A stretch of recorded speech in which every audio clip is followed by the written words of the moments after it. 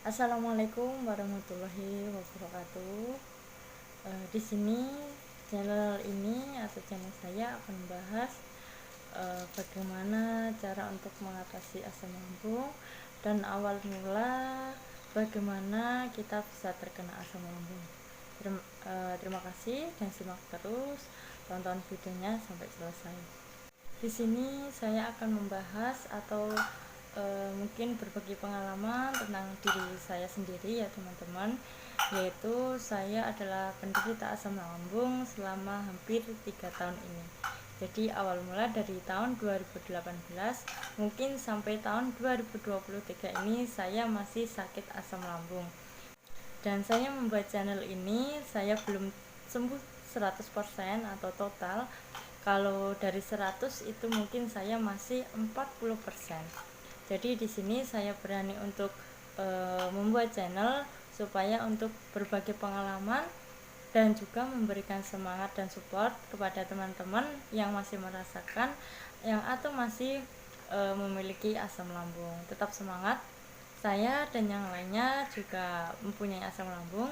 Jadi untuk yang kalian yang merasa sendiri, jangan takut karena kita punya Allah yang melindungi kita. Nah, dari tahun 2018 awal saya menikah, saya sudah memiliki asam lambung, yaitu awalnya saya sering muntah, kemudian dada itu terasa panas ya, bagian ulu hati itu terasa sakit, untuk bagian leher atau tenggorokan ini kayak tertekan atau mengganjal ya teman-teman, kayak kelilit gitu.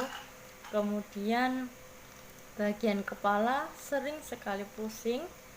Kemudian kadang itu ini untuk gigi saya ini patah ya teman-teman. Dulu saya pernah kecelakaan, jadi kalau saya asam lambung kambuh itu gigi juga itu sering ngilu karena asam lambung itu biasanya pemicunya juga karena pikiran ya teman-teman.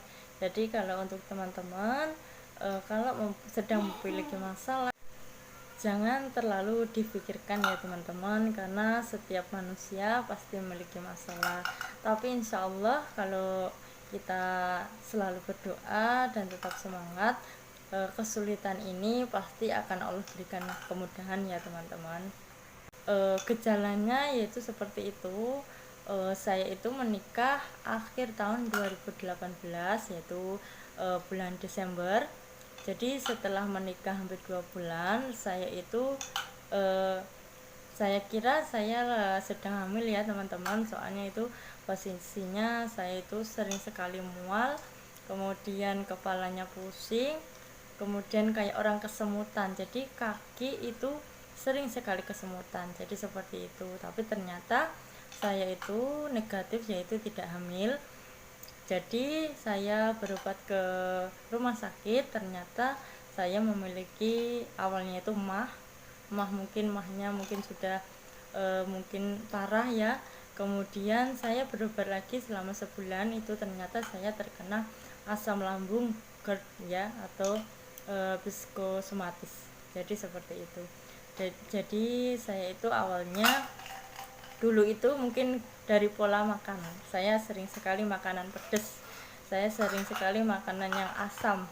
Jadi jangan heran ya teman-teman, pemicunya itu mungkin memang dari pikiran, tapi kalau pola hidup ataupun pola makanan kita juga tidak kita jaga, ya seperti ini, seperti saya saat ini, yaitu terkena asam lambung. Dan hingga saat ini saya masih terkena asam lambung teman-teman. Jadi untuk teman-teman, kalian jangan merasa kalian sendiri, tidak. Banyak sekali teman-teman yang mempunyai asam lambung. Ingat teman-teman, setiap mungkin setiap orang yang sakit pasti Allah akan memberikan kesembuhan. Sakit itu pasti akan Allah beri obat ya, seperti itu. Kalau untuk obatnya itu dengan apa? Yang pertama, insya Allah kita selalu ikhtiar ya teman-teman, bersabar, kemudian berdoa dan juga semangat.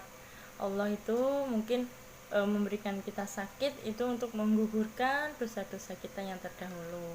Dan untuk saat ini saya hingga detik ini ya teman-teman, saya masih asam lambung saya masih sangat tinggi ya. Kalau ndak itu mungkin kalau dari 100 itu saya masih 40%, jadi jauh dari sembuh ya, belum 100% sembuh, jadi masih 40%. Jadi yang saya rasakan itu masih was-was, gelisah, cemas, dan lainnya, yaitu dari ujung rambut sampai ujung kaki itu merasakan sakit yang luar biasa. Dan lebih parahnya lagi teman-teman, di tahun 2020 itu saya melahirkan ya, saya memiliki anak, dan di saat itu saya itu sudah mulai mengabaikan atau tidak teratur makan lagi. Jadi asam lambung itu sangat parah-parahnya di tahun 2020 teman-teman. Saya itu sampai mutahnya itu sampai berwarna kuning ya teman-teman. Ya Allah, sangat parah sekali kalau diingat itu, kayak orang itu ya mungkin takut mati ya teman-teman. Sudah pikiran itu udah kemana-mana. Selama 3 bulan saya terbaring di kamar, karena soalnya tahun 2020 itu masa-masa banyaknya itu ya wabah penyakit corona. Jadi saya tidak sama sekali pergi ke rumah sakit, saya hanya di rumah. Dan saya takut kalau ada apa-apa, karena saya sudah tahu saya terkena asam lambung, jadi saya hanya cukup di rumah. Kemudian sambil apa ya, berdoa juga, dan juga mungkin kalau untuk muntah kuningnya itu saya memang terus mual dimasukin makanan, mual lagi. Tapi sampai itu saya kemudian minta obat. Saya dulu kan karena saya hamil, jadi saya punya bidan ya teman-teman. Bidan saya itu sekaligus juga dokter dari rumah sakit. Jadi saya cuma telepon, saya minta obat asam lambung, dan langsung diberikan. Pada saat itu saya meminum obat dari asam lambung itu. Jadi saya nggak pernah ke rumah sakit waktu parah-parahnya di tahun 2020 ya. Mungkin teman-teman juga tahu tahun 2020 itu adalah tahun yang sangat pokoknya wabah penyakitnya itu sangat meningkat ya di Indonesia. Jadi saya tidak berani untuk ke rumah sakit. Nah, seiring berjalannya waktu ya, tahun 2020 itu yang parahnya itu kalau tidak salah kan saya bulan November itu saya parah. Kemudian saya dikasih obat sama ibu bidan saya itu, alhamdulillah sedikit mereda. Kemungkinan saya karena faktor kurang tidur ya, karena kalau kita yang sudah memiliki asam lambung, kalau tidur itu tidak boleh bergadang ya teman-teman. Karena saya memiliki anak, jadi saya menyusui, jadi kadang kalau malam saya kebangun, kemudian tidurnya juga kurang cukup. Jadi asam lambung saya yang tahun 2018 mungkin sudah mulai membaik, kemudian kambuh lagi di tahun 2020. Nah, di saat itu saya mulai makannya juga tidak teratur, karena mungkin mulai ada kecemasan di pikiran saya ya teman-teman. Makan juga kadang terlambat. Kemudian yang saya utamakan juga mengurus anak. Sebenarnya saya kalau di rumah itu ada orang tua, tapi karena saya masih pertama kali memiliki anak, dan juga mungkin asam lambung saya sudah mulai di level tinggi lagi, jadi saya memiliki kecemasan yang sangat tinggi. Jadi pola makan, kurang tidur, dan juga mungkin pola pikir. Jadi itu yang menyebabkan tahun yang sangat tidak saya lupakan, yaitu tahun 2020. Yaitu parah-parahnya, kalau 100% itu saya mungkin 10%. Saya sangat memprihatinkan dulu, katanya orang tua sama suami itu. Pokoknya saya di kamar itu katanya cuma kayak orang bengong gitu loh teman-teman, tidur tapi kayak enggak bisa tidur. Jadi cuma pokoknya cuma ngomong itu enggak ada suaranya, katanya sampai seperti itu. Sudah semua udah menangis katanya.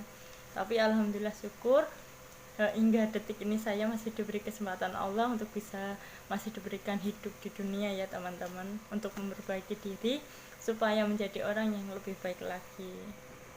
Nah, karena nanti takutnya durasinya kepanjangan, nanti takutnya teman-teman bosan melihatnya, untuk videonya kita lanjut di video selanjutnya saja ya, di next.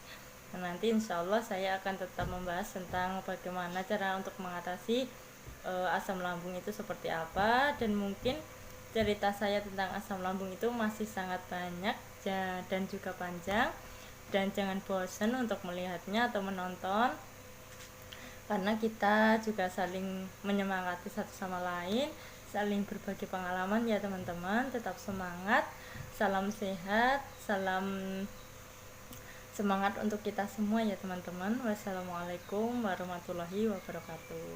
Terima kasih.